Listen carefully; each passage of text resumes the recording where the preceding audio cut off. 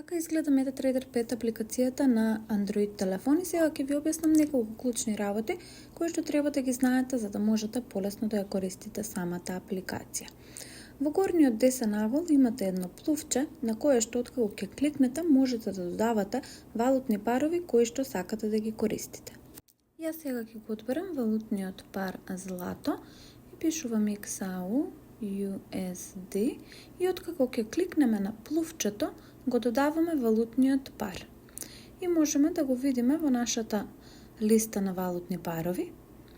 А исто така, во горниот десен агол на моливчето можеме да ги избришиме валутните парови кои што не ги користиме.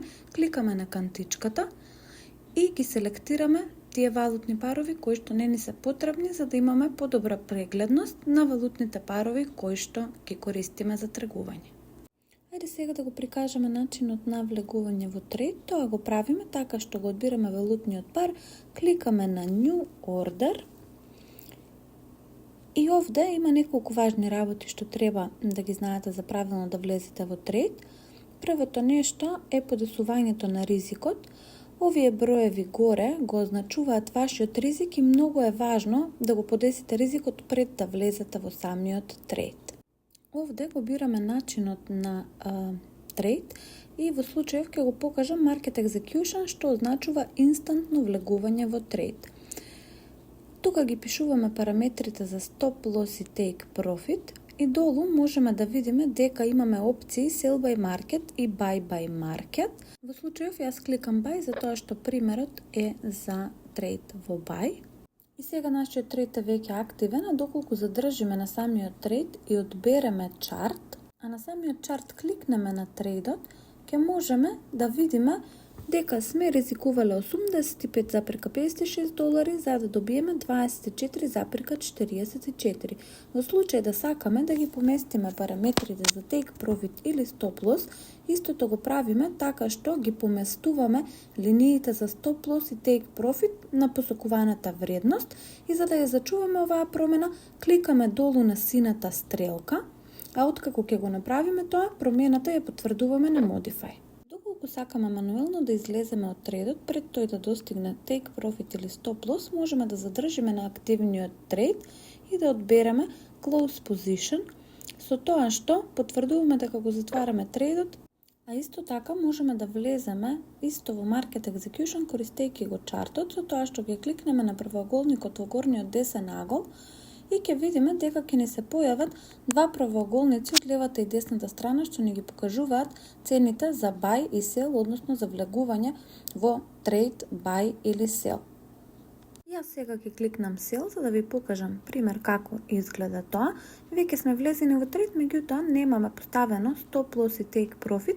Тоа го правиме така што кликаме на самиот трейд и долу кликаме на копчињата Stop Loss и Take Profit, па линиите ги поместуваме на вредноста која што посакуваме да биде нашиот Stop Loss и Take Profit. Откако ќе ги одбереме вредностите, промената ја потврдуваме со тоа што кликаме на сината стрелка и потврдуваме со Modify. Мануелно може да излеземе од активен трейд исто користејќи го чартот, со тоа што ќе кликнеме на позицијата и долу ќе одбереме Close, па ќе потврдиме дека го затвараме нашиот трейд. Друг начин за влез во трейд ќе прикажеме со тоа што задржуваме на валутниот пар, избираме New Order и горе каде што пишува Market Execution може да видиме дека има и други типови на трейд. Buy Limit и Sell Limit се трейдови со закажување. Јас сега ќе покажам пример за Buy Limit. Ајде да видиме како изгледа тоа. Можеме да забележиме дека овде треба да внесеме 3 вредности за да може да го закажеме трейдот. Јас сега ќе напишам еден пример трейд за да ви покажам како тоа изгледа.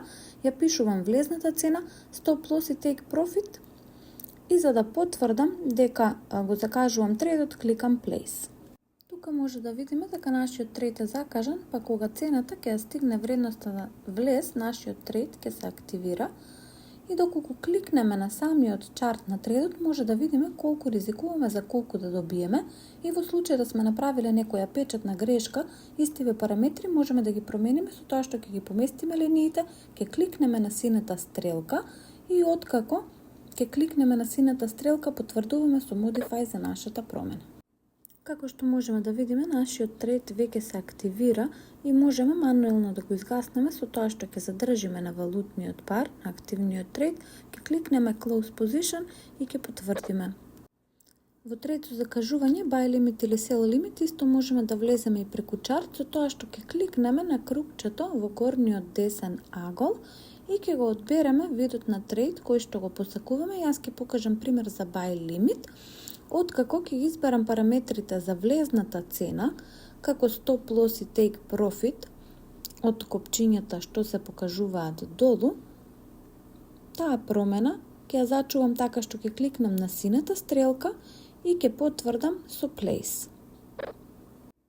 Во случај да добиеме насока или ние сами сакаме да го исклучиме трейдот што не е поставен со закажување, тоа може да го направиме доколку кликнеме на чартот на самиот трейд и откако ќе кликнеме на него, го избереме копчето Delete.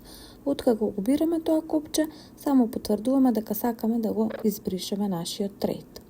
Овде на History можеме да ги видиме нашите трейдови, го кликнеме на календарчето горе десно, да избереме на дневно, неделно или месечно ниво. А на чарт овде горе каде што ви покажувам, можеме да го промениме таймфреймот на 1 минута, 5 минути, 30 минути, 1 час и така натаму. Се надевам дека ви објаснив добро и дека со ова ќе ви биде полесно да ја користите апликацијата и ви посакувам успешно тргување.